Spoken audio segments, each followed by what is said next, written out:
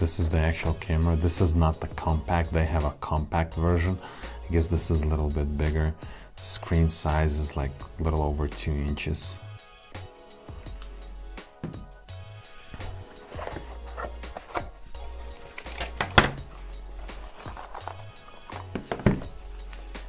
Manual, more instructions.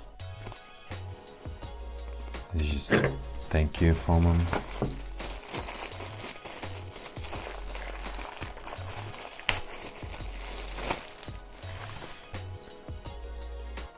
Pretty long micro USB to USB cord.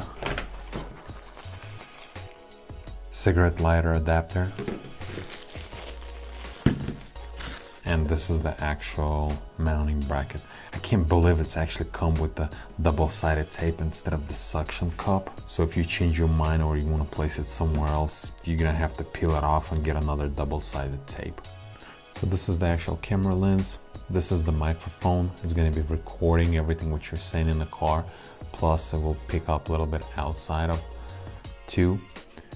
This is micro USB slot. And right here, this is the mounting bracket slot.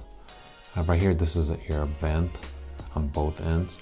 And this is the speaker itself. If you're going to play back some of your footage, you can actually hear as well.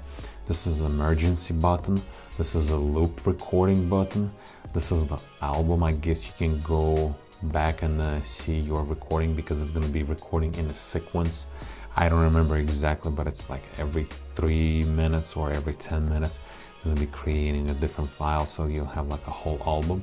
And this is a power and setting button. Few things in the settings you can do.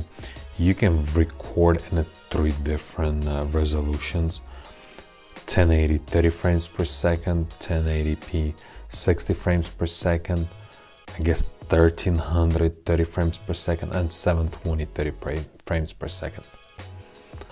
I'm gonna leave it at 1080 30 frames per second. Mic, I'm gonna leave it on.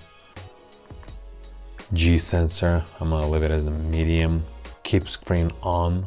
You can set it to go off in a minute, 5 or 10. I'm gonna keep it on. I just like to make sure that it's recording all the time.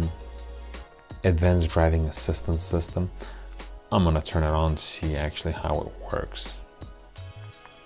Wi-Fi, I'm gonna leave it on.